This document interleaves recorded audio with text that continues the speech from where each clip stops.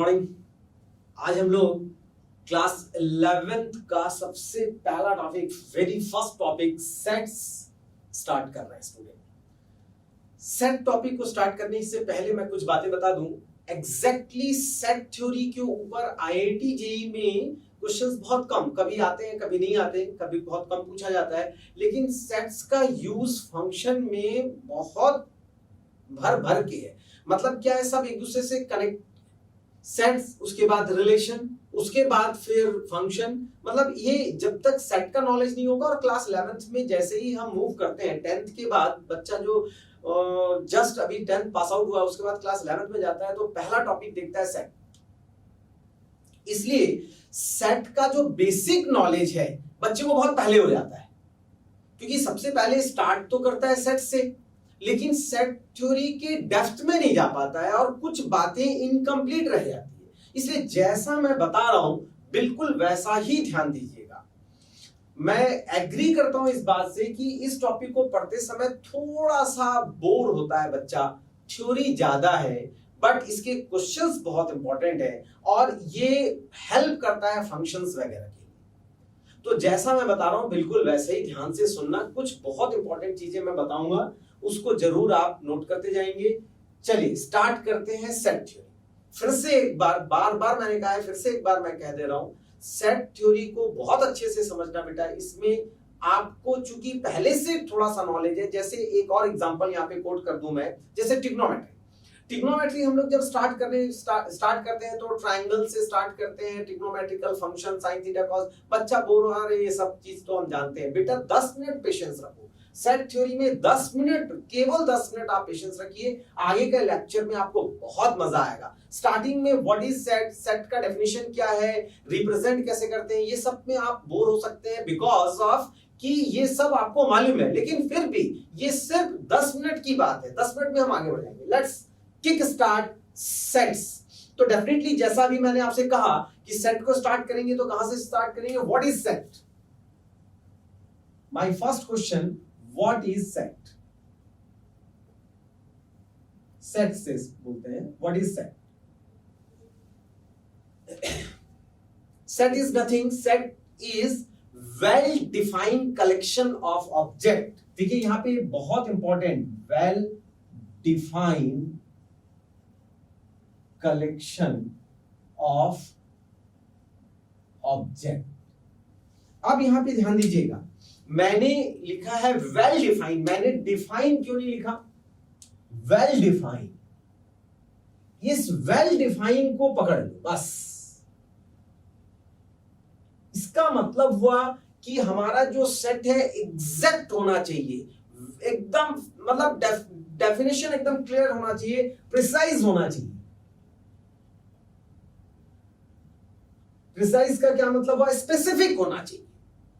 से for example, बहुत छोटा सा एग्जांपल मैं आपको बोलूंगा कि पूरे ऑल ओवर इंडिया में टॉल पर्सन्स का सेट ऑफ टॉल पर्सन, तो ये सेट नहीं है। मुझे क्या मालूम कि टॉल पर्सन्स क्या है, ये डिफाइन एग्जैक्ट नहीं है। ये डेफिनेशन, ये जो सेट का एग्जांपल दिया, ये एग्जांपल प्रिसाइज नहीं है, परफेक्ट नहीं है, एग्जैक्ट नहीं है। क्यों? जब तक मैं ये ना कहूं कि set of those person which is greater than 5 feet, greater than 6 feet, तो हम कंपेयर कर रहे हैं भैया 6 फीट से ज्यादा बड़ी। टॉल पर्सन मतलब मेरे लिए हो सकता है 2 फीट का पर्सन टॉल है। तो वेल डिफाइन बहुत इंपॉर्टेंट हो गया। वेल डिफाइन मतलब ये डेफिनेशन क्या होना चाहिए, डेफिनेशन क्या होना चाहिए, प्रिसाइज होना चाहिए। प्रिसाइज का मतलब परफेक्ट होना चाहिए। मेरी बात समझ में आ गई? बस इससे ज्यादा और कुछ ज्यादा सोचने की जरूरत नहीं है। बस इतना याद रखना है कि well defined collection of object, कुछ ऑब्जेक्ट है उसको कलेक्ट कर लेंगे, वही है हमारा सेट। लेकिन जो कलेक्ट कर रहे हैं वो वेल डिफाइन होना चाहिए। क्लियर हो गई बात? बस इससे ज्यादा कुछ नहीं। चलिए रिप्रेजेंटेशन की बात करते हैं। रिप्रेजेंट कैसे करना है, representation of sets.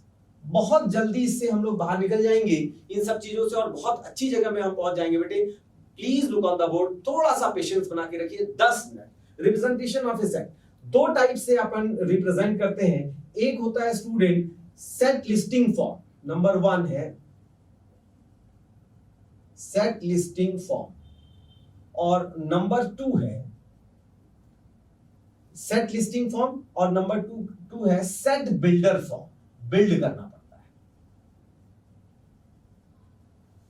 Set listing form को ही एक और नाम दे देते हैं रोस्टर फॉर्म।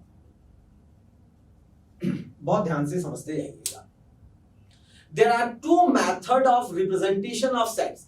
केवल 2 ही मेथड है किसी भी सेट को रिप्रेजेंट करने के, केवल 2 मेथड है। एक है रोस्टर। रोस्टर फॉर्म बोलने से समझ में थोड़ा सा बच्चों को देर से आता है, हालांकि ये फिक्स्ड वर्ड है, लेकिन फिर भी रोस्टर वर्ड से ज्यादा एग्जैक्ट वर्ड होगा सेट लिस्टिंग, क्योंकि लिस्ट कर दीजिए, लिस्ट बना दीजिए। कौन कौन सा सामान आपको लाना है घर पे, कौन कौन सा सामान आपको मम्मी लाने के लिए बोली, उसका लिस्ट बना दीजिए, दैट्स ऑल। इसीलिए मैंने लिख दिया यहां पे सेट लिस्टिंग फॉर्म, इसी का नाम है रोस्टर फॉर्म। और सेकेंड है सेट बिल्डर फॉर्म। बिल्कुल ध्यान से समझते जाइएगा। सबसे पहले हम डिफाइन कर देते हैं सेट लिस्टिंग फॉर्म, मतलब लिस्ट क्या कर देंगे, इन दिस मेथड थोड़ा सा डेफिनेशन लिख देता हूं। इन दिस मेथड मतलब listing, in this method set is described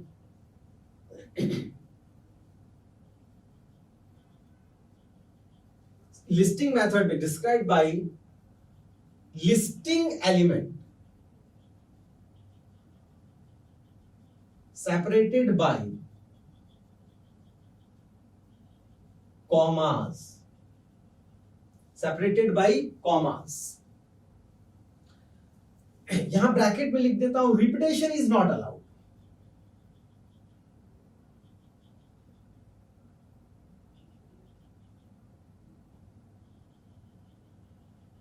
repetition is not allowed. यहां रिपीटेशन की कोई गुंजाइश नहीं है। 1 यदि 2 बार आप लिख रहे हैं ना, सेट्स को रिप्रेजेंट करने का जो रोस्टर फॉर्म है, इन this method set is described bye, set को हम लिखते हैं यूजुअली कैपिटल लेटर्स से लिखते हैं, यूजुअली हम कैपिटल लेटर्स से लिखते हैं। जैसे मैं मान लीजिए मैंने लिख दिया 2 3 4, तो ये हो गया, दैट्स ऑल। 2, 2, 3, 4 ऐसा नहीं लिखते हैं। यूजुअली रिपीटेशन को हम यहां पे नहीं लिखते हैं। 2 बार आया नहीं लिखेंगे। मेरी बात समझ में आई? एक एक वर्ड पढ़िए और बात को समझने की कोशिश कीजिए। इन this method set is described by listing elements, list बना दीजिए, separated by commas, separated by comma, comma से सेपरेट कर दीजिए, बस कैपिटल लेटर से आप लिख दीजिए। क्या मेरी बात समझ में आई? Very good. Set builder form, in this method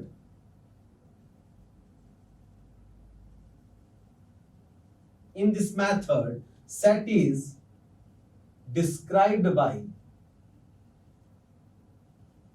in this method set is described by क्या होगा, प्रॉपर्टी और रूल,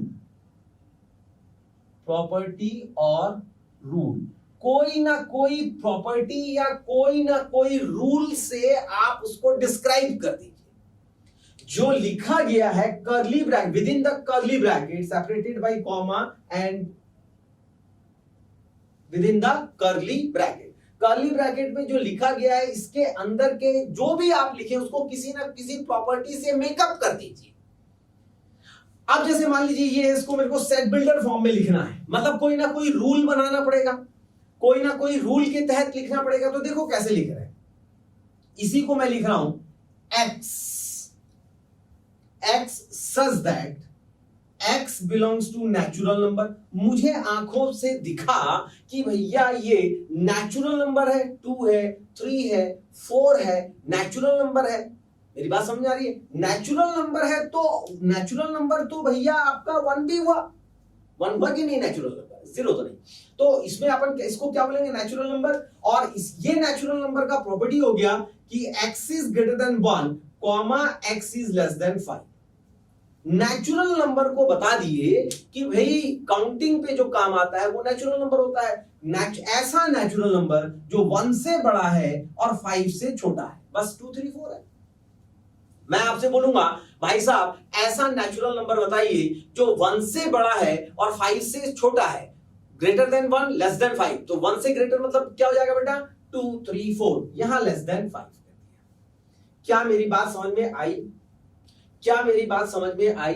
एक दो एग्जांपल और कोट करते हैं। जैसे मान लीजिए ब्लैक पेन से लिखते हैं सेट लिस्टिंग फॉर्म को। मान लीजिए कि मैं इस बार लिख रहा हूं 1 2 3 4 एंड 5। अब इसको हमको लिखना है सेट बिल्डर फॉर्म में।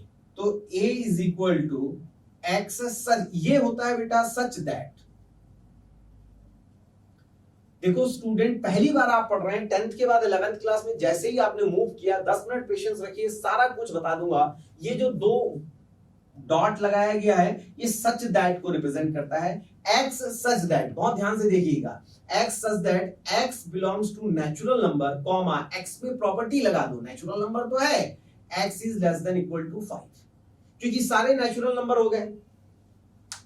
लेस देन इक्वल टू 5, यहां इक्वल टू इसलिए लिख दिया क्योंकि 5 को इंक्लूड किया है और 1 से नेचुरल नंबर स्टार्ट है। बस बच्चे बस, ये हो गया। ये तरीका आपको समझ में आया? अच्छी बात। यहां पर ध्यान देना है कि जैसे ये एलिमेंट्स है, इसको बोलते हैं 2 बिलोंग्स टू ए। आपके एनसीईआरटी में कुछ फिलअप स्टार्टिंग में यही है कि आपको बताना है कि ये सेट है कि नहीं है। टॉल पर्सन, फलाना पर्सन, ये पर्सन, वो पर्सन करके कुछ एग्जांपल्स दिए हुए क्वेश्चन नंबर 1 के अंदर 6 7 8 10 क्वेश्चन दिए हुए। सेकंड क्वेश्चन के अंदर आपको ये मिलेगा 2 belongs to A, this statement is correct और नॉट, या टू फिलअप ए लिखा रहेगा। यदि बिलोंग कर रहा है तो बिलोंग का नोटेशन लगाएंगे, जैसे 4 बिलोंग्स टू ए, जैसे 5 डज नॉट बिलोंग्स टू ए, 5 इसके अंदर है ही नहीं, ये बिलोंग्स टू का साइन है, ये बिलोंग्स टू। पहली क्लास है इसलिए मैं एक एक चीज बता रहा हूं, आगे जो हम फंक्शन वगैरह यूज करेंगे खट खट खट खट लिखते हुए आगे बढ़ जाएंगे। बहुत ध्यान से समझिएगा, जो एलिमेंट इस सेट के अंदर है उसको बिलोंग्स बोलेंगे, नहीं है तो नहीं। जैसे मान लीजिए सेट को हमको लिखना है, कोई वर्ड लिखता हूं, जैसे एक वर्ड बहुत कॉमन वर्ड है, परमुटेशन कॉम्बिनेशन में बहुत काम आता है। मान लीजिए वर्ड है मिसिसिपी, मिसिसिपी,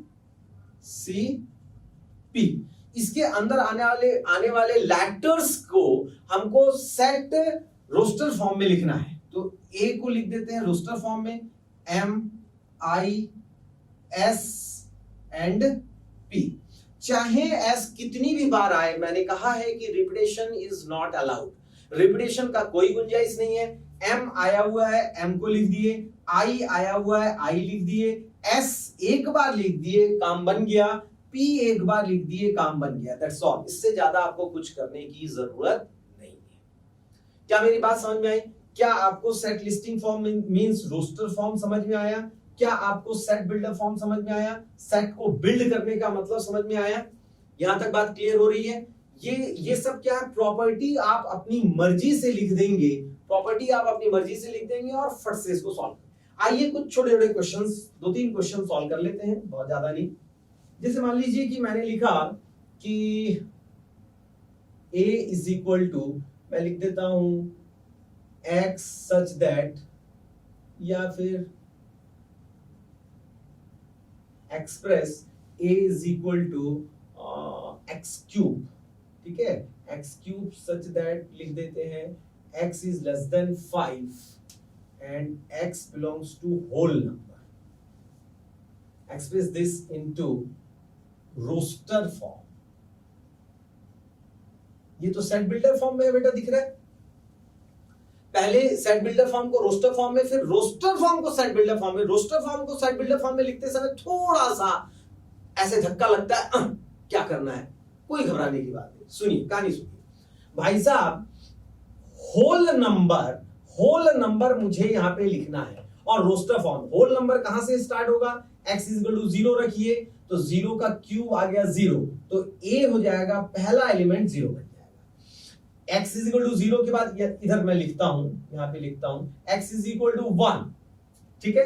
होल नंबर के लिए मैंने 0 के बाद 1 रखा तो 1 का cube, therefore 1 cube is equal to 1, तो ये 1 आ गया। Now x is equal to 2 रखा मैंने, 2 क्यूब हो जाएगा 8, तो अगला एलिमेंट हो जाएगा 8।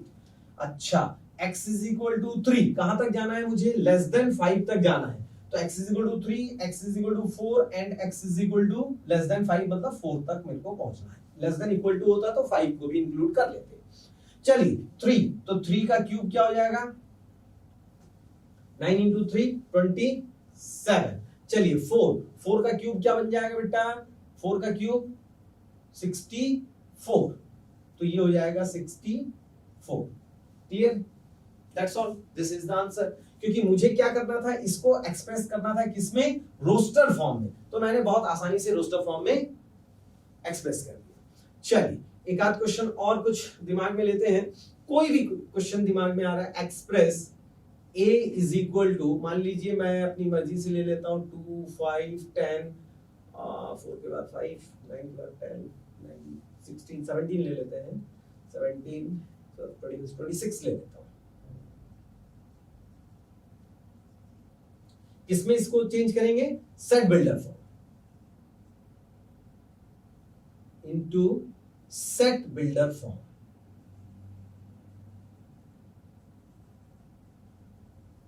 सेट बिल्डर फॉर्म में आपको ऐसा एक रूल सेलेक्ट करना पड़ेगा, ऐसा आपको एक प्रॉपर्टी सेलेक्ट करना पड़ेगा जिस प्रॉपर्टी को हम यहां पर लिख पाए।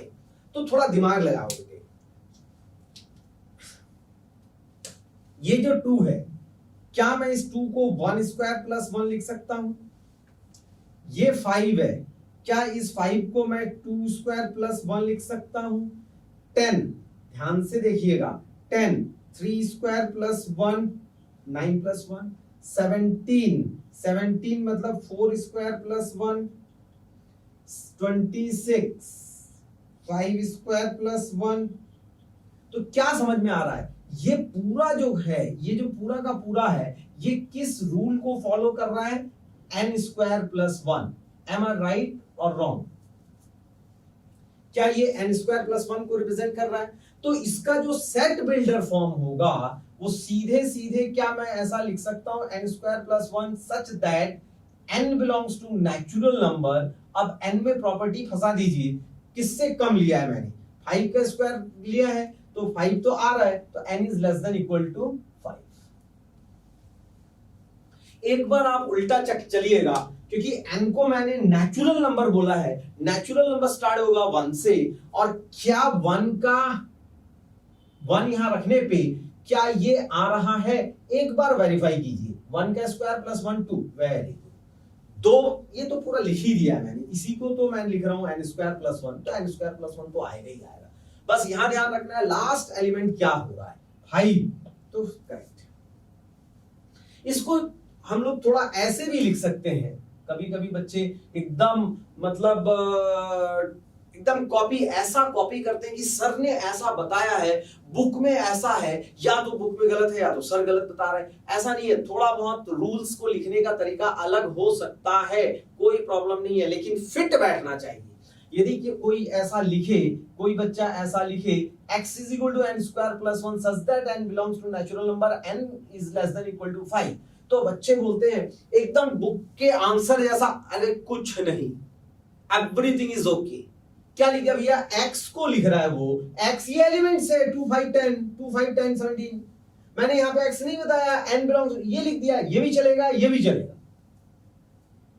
कहीं कोई प्रॉब्लम नहीं। हाँ, जो आप लिख रहे हैं n नेचुरल नंबर है और n less than equal to 5 है, यहां पर कहीं पर भी आपसे किसी भी प्रकार का कोई गलती नहीं होना चाहिए। क्या गाड़ी यहां तक पहुंची, क्या बात यहां तक समझ में आई? बहुत बढ़िया। बहुत ही छोटे छोटे एक दो एग्जांपल और ले लेते हैं, जैसे मान लीजिए कि कुछ भी ले लें, 1/9, अभी क्या लिया था 2 5, 1/9 1/25, 1/49, यहाँ पे तो 1/81, बस ठीक है। इसको भी हम लोग सेट बिल्डर फॉर्म में एक्सप्रेस करना चाहते हैं, express this into set builder form, build कीजिए। सेट बिल्डर फॉर्म जैसे ही आपको नजर आया, आपके दिमाग में होना चाहिए प्रॉपर्टी सेलेक्ट करो, प्रॉपर्टी सेलेक्ट करो, कोई ना कोई प्रॉपर्टी सेलेक्ट करो। अच्छी बात है। यदि मैं इसको लिखूंगा 1/9, n इज इक्वल टू कुछ भी, n इज इक्वल टू 1 रखने पे 2n प्लस 1 का होल स्क्वायर, क्या 9 बन रहा है? 3 9 1, 2 + 1 3, ठीक है। n इज इक्वल टू 2 रखकर चेक करो, 4 + 1 5, 25। n इज इक्वल टू 3 रख के चेक करो, 6 + 1 7, 49। n इज इक्वल टू 4 रख के चेक करो, 81। बहुत बढ़िया, इस फॉर्म में लिख दीजिए, इस फॉर्म में लिख दीजिए। Hence a can be written as 1/, सब 1/2n + 1 whole square such that n belongs to natural number. ये वाला n तो नेचुरल नंबर को रिप्रेजेंट कर रहा है, और क्या मैं बोल सकता हूं, n is less than equal to 4। क्या मेरी बात समझ में आई? ध्यान से देखना, n belongs to natural number, n is less than equal to 4, n belongs to natural number, n is less than equal to 4। इसी को हम ऐसा भी लिख सकते हैं, कहीं कोई प्रॉब्लम नहीं है। बहुत ध्यान से देखिएगा, इसी को हम लिख सकते हैं x is equal to 1/2n + 1 whole square such that n belongs to natural number, comma, यहां डबल लिखने की जरूरत नहीं, comma, n is less than 5। आंखों ही आंखों में इशारा हो गया, लेस देन 5। लेस देन 5 मतलब नेचुरल नंबर में 5 से कम मतलब 4 तक लेना है। लेस देन इक्वल टू 4 बोले या फिर लेस देन 5 बोले, मतलब एक ही है। रियल नंबर में दोनों का मीनिंग चेंज हो जाता है। खैर, तो ये सब बातें आपको समझ में आनी चाहिए। बुक में ऐसा लिखा हुआ है, बच्चे बुक में ऐसा लिखा हुआ मिलेगा तो बोलते हैं सर यहाँ पे तो ये लिखा। ये पकड़ो बेटे, बात को पकड़ो, बहुत आसान। क्या बात समझ में आया? हाँ, ये यहां ये जैसे लिखा हुआ रहेगा, यहां से ये प्रॉपर्टी लिखना थोड़ा सा दिक्कत ये है कि रूल्स को आपको यहां से सेलेक्ट करना पड़ेगा। सेलेक्ट करने के बाद रूल्स को लिखना पड़ता है।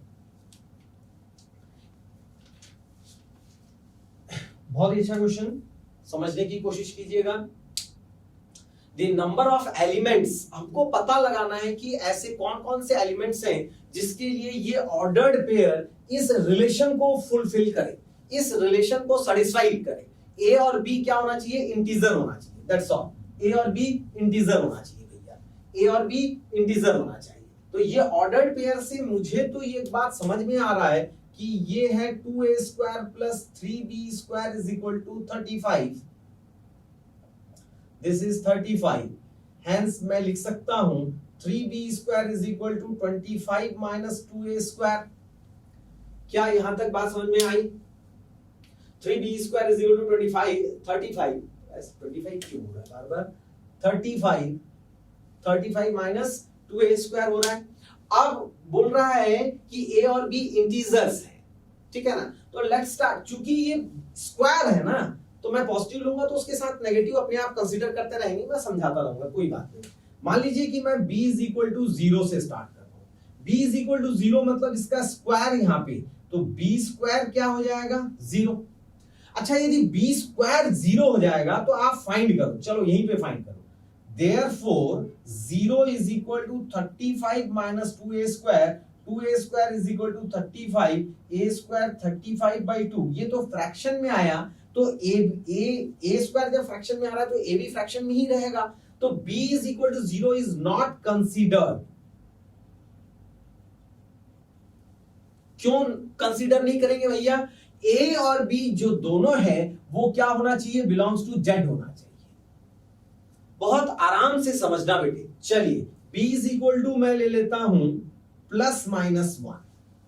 क्योंकि +-1 लेने से b² मेरा आ जाएगा, स्क्वायरिंग करेंगे तो ये क्या हो जाएगा? 1। और जैसे ही मैं b² को 1 लिखूंगा, मुझे 35 - 2a² नजर आएगा। ये होगा 2a² इज इक्वल टू 35 - 1 34, तो a² आ जाएगा 17। तो a इज इक्वल टू मेरा यहां से आ जाएगा a।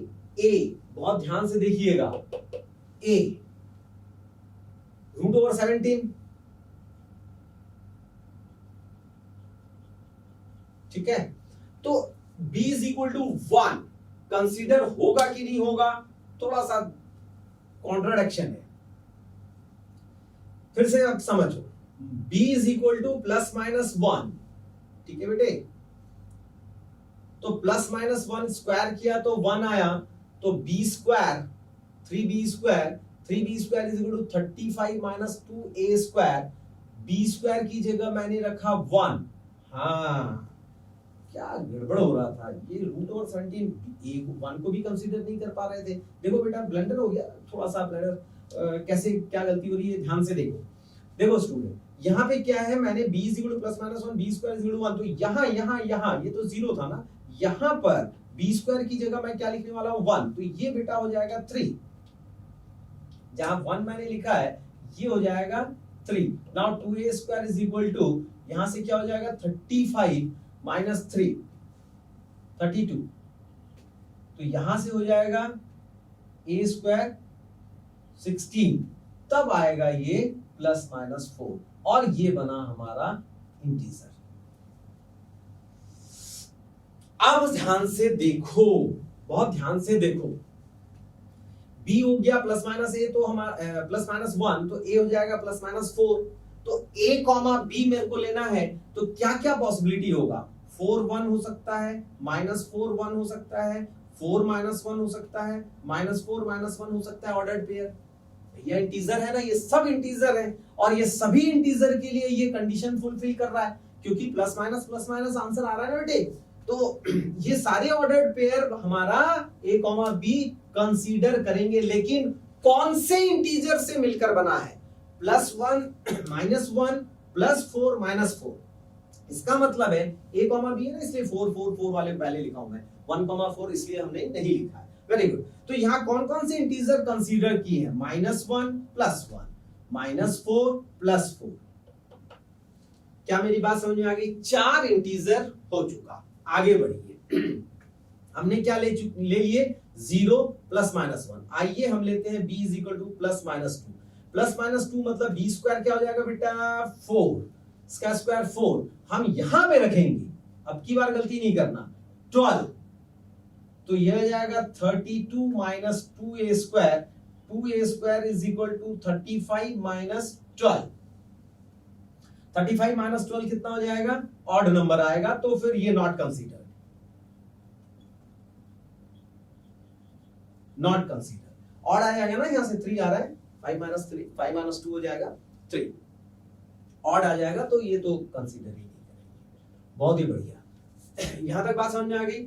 अच्छा थोड़ा सा और आगे बढ़ते हैं, b = +-2 के बाद b = यदि मैं +-3 रखूंगा तो b² हो जाएगा 9, और यदि b² यदि 9 होगा तो 27 = 35 - 2a², 2a² = 35 - 27, 3 और 8, 2a² = 8, a² = 4, a = +-2, तो +-3 रखने पे +-2 आया, +-3 b को +-3 मतलब क्या क्या कंसीडर कर रहा हूं मैं, -2 +2 -3 +3, ये b के लिए और ये a के लिए ऑर्डर्ड पेयर बनेगा, -2, -3 -2, 3 -2,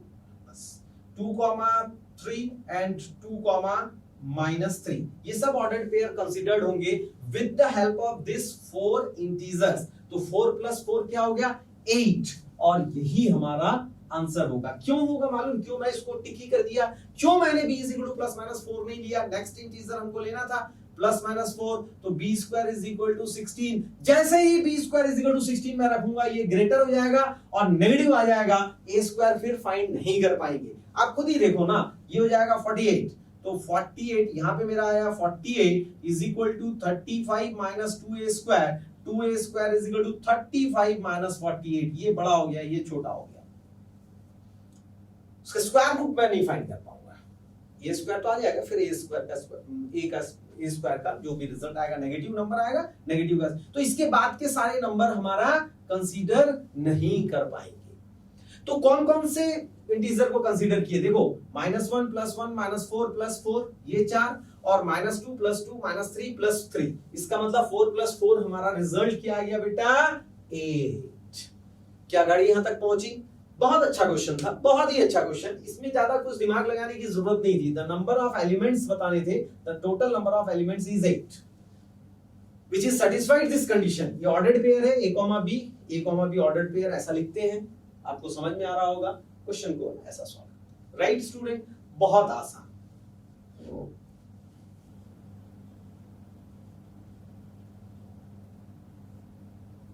इसमें सबसे पहला टाइप से स्टार्ट करता हूं नल सेट, इसी का दूसरा नाम है एम्प्टी सेट, इसी का दूसरा नाम है वॉइड सेट। कुछ भी नहीं, खाली सेट, कुछ नहीं होना चाहिए, उसके अंदर कुछ भी नहीं होना चाहिए। एम्प्टी, एम्प्टी नाम से ही क्लियर है। मैथमेटिक्स में 99% जो कोई भी जो डेफिनेशन होता है वो उसके नाम के ऊपर डिपेंड करेगा ही करेगा। उस नाम के अंदर घुस जाइए आप, गारंटी है आपको समझ में आ जाएगा। नल सेट बिल्कुल खाली, कुछ भी नहीं होना चाहिए। Set A is set to B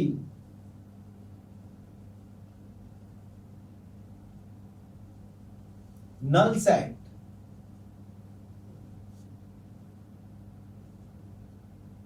if it consists no element, खाली, कोई भी एलिमेंट को कंसिस्ट नहीं करना चाहिए। कैसे रिप्रेजेंट करते हैं इसको अपन, फाई से रिप्रेजेंट करते हैं या फिर सिंपल कर्ली ब्रैकेट, उसके अंदर कुछ भी लिखा हुआ नहीं होना चाहिए। ये आ जाता है नल सेट। चलिए आगे बढ़ते हैं सेकेंड नंबर पे, सिंगलटन सेट।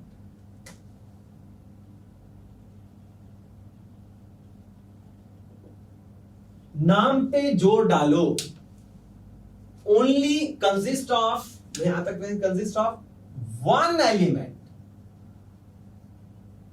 केवल एक ही एलिमेंट होना चाहिए सेट के अंदर, एक ही एलिमेंट होना चाहिए, तो ये कहलाएगा सिंगलटन सेट। 5 ये सिंगलटन सेट है। अच्छा, इसको सेट बिल्डर फॉर्म में कोई एक एग्जांपल लिख के बताइए sir. x such that x is prime. अब इसमें आप क्या करो, एक प्रॉपर्टी डाल दो, x is prime and x belongs to even. ऐसा प्राइम नंबर बताइए जो इवन है, और दुनिया में पूरे ब्रह्मांड में एक ही प्राइम नंबर है इवन, वो है 2। सिंगलटन सेट हो जाएगा।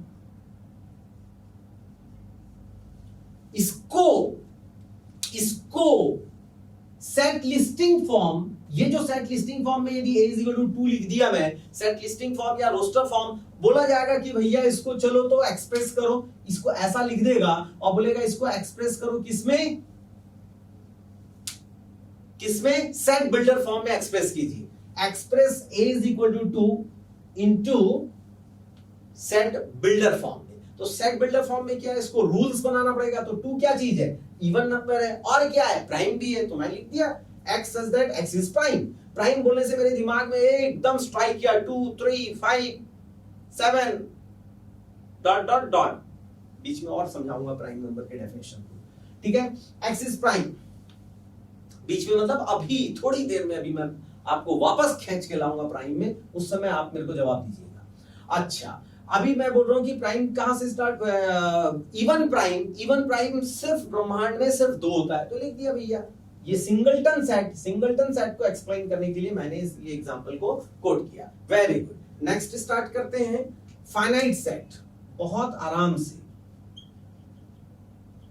Finite set, number of element is finite, number of elements are finite, count कर सकते हैं। सबसे पहला एग्जांपल मैंने कोट किया था, मान लीजिए a इज इक्वल टू, मैंने लिखा 2 3 4, 2 बिलोंग्स टू a, मैंने ये बोला था, और इसके अंदर जो है ये क्या कहलाता है, cardinal number of sets, cardinal numbers कहलाते हैं, कार्डिनल नंबर्स। ठीक है, समझ में आ गई बात। These are 2 3 4 are called cardinal numbers, और ये 2 belongs to, ये वाला जो है ये belongs to का साइन है। तो फाइनाइट सेट में ये जो कार्डिनल नंबर्स हैं ये फाइनाइट होने चाहिए, गिन सके हम। इसी के बाद आएगा क्या, infinite set.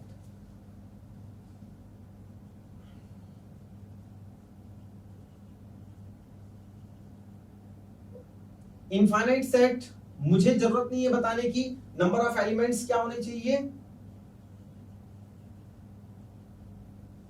Number of set क्या होना चाहिए, इनफाइनाइट। क्या मेरी बात समझ में आ गई? Very good. रुको, थोड़ा सा रुको। अब हम दो चीजें एक साथ एक्सप्लेन करने जा रहे हैं। एक है बेटा equivalent set,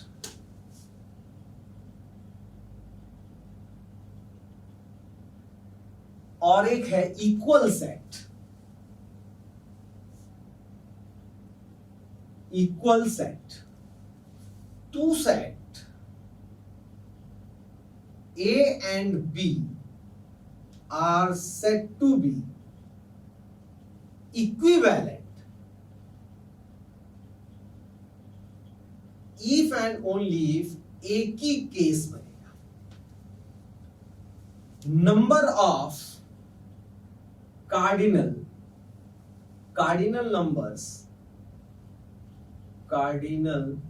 numbers are equal। बस कार्डिनल नंबर यदि इक्वल होगा तो उसको बोलेंगे इक्विवेलेंट सेट। सर समझ में नहीं आया? नहीं, सुनो ना, अभी सब समझ में आ जाएगा। 2 3 4 and B is equal to ABC। Cardinal number of set is 3. How many elements, how many numbers, how many elements are there? Only 3 elements। n हो जाएगा 3। यहां पे कितने एलिमेंट्स हैं? How many elements in set number B? How many elements in set number B? Again 3। यहां पे भी 3 element है, यहां पे भी 3 एलिमेंट्स है। So that A and B are called equivalent set. अब मैं बात कर रहा हूं इक्वल सेट। बहुत ध्यान से देखिएगा, स्टार्ट करेंगे ब्लू पेन से कर रहा हूं। Two sets A and B are said to be equal set। अब हम यहां पे क्या बोलेंगे? Equal set. Equal set if and only if, if and only if. यहां पे जो मैंने लिखा है इफ एंड ओनली इफ, पूरा का पूरा कॉपी कर लेना है, ठीक है? If and only if, number 1, cardinal number of sets are equal. ये तो होना ही है, cardinal number of sets are equal as well as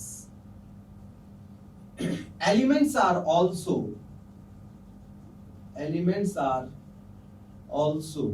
equal। क्या होगा? कहानी सुनना, इस छोटी सी जगह का यूज कर लेते हैं।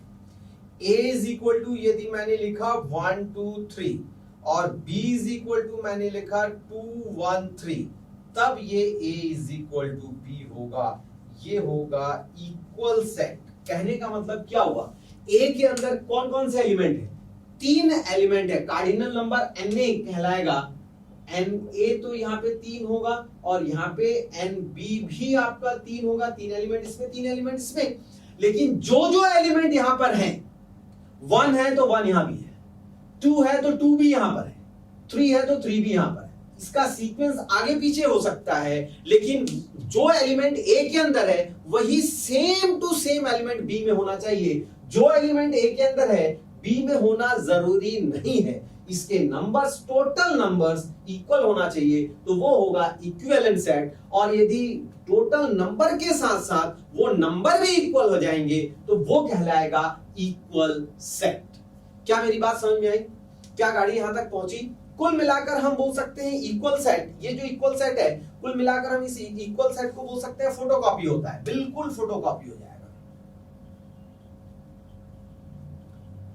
क्यों? क्योंकि पूरा का पूरा 1 2 3 1 2 3 यहां भी है, इसमें ऐसा नहीं है 2 3 4 ABC। क्या गाड़ी यहां तक पहुंची? तो हम लोग कुछ इंपॉर्टेंट टाइप्स भी कंप्लीट कर लिए हैं। Please note down this important lecture.